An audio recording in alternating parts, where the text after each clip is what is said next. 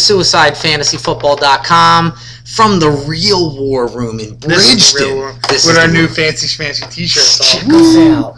Fantasy Revolution. That's why we're not going Jersey tonight. We're sporting the new t-shirts. And we're talking about fantasy value picks, Jim, for the running back position 2011. Now, when we're talking value picks, we're talking about guys you're getting as your third back that's going to give production really solid. Nothing flashy, but guys you know you throw in there, they're going to produce for you. 4th, 5th, 6th round picks. Guys that are solid, that are going to produce a lot better than where you pick them at. Nothing flashy. You know, the true wide receiver value always is Derek Mason. He's the guy that we always talk about. That's who you're looking at. Solid contributors that you can count on to fill in spots. Jim, that's your definition of value. My definition of value is anyone that you can get at a spot that you shouldn't be able to get them. True. So I'm going to start first, and I'm going to give you the example of why my first pick doesn't fit Jim's category, but is still a guy that adds value to your fantasy football team, and you're lucky to get him if you get him where you can grab him.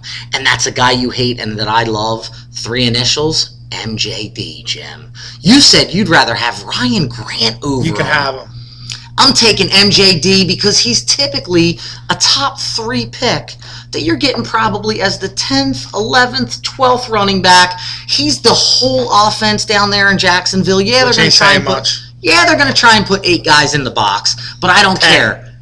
MJD, especially if you're getting points for his catches out of the backfield, where you know they're going to be dumping the ball off to him, MJD is going to be a value to you this year. 3rd round.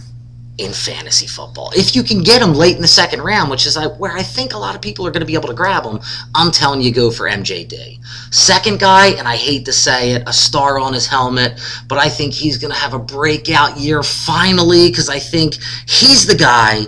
They got rid of Marion Barber. Felix Jones is a value pick as a guy you're going to get in the late 3rd, maybe even late 4th round, and could end up being your number 2 fantasy running back. We met Felix a couple times. Great guy. If he wasn't a Cowboy, I'd be rooting for him every week. Can't stand him because he wears a star, but I do agree he's here this year for some definite big numbers coming out of him. That's Jim. Once he meets a guy and he likes him, then he agrees. Then he agrees with me. I've met a lot of guys that I don't agree with you with. Come on. Be for real. My first value pick is going to be a guy that you might have to take in the 2nd round, so it goes away from what I normally said, but he is a guy who you would have had to pick 4 or 5 last year. Ryan Grant coming into the season. Wherever you get him at, you're going to get him in the 2nd round. He might even last till the 3rd round. He will last till the 3rd round. Dude, everybody loves running backs. He's a top 15 running back, so maybe he Jim, the running back mold isn't the same way it used to be. Yeah. People are going wide receiver earlier than they ever did. Listen, I hope so. I hope it works out that way because I'd like to get him late. But he's going to be somebody who produces like a back-end first-round pick. High-powered offense. Rodgers loves him.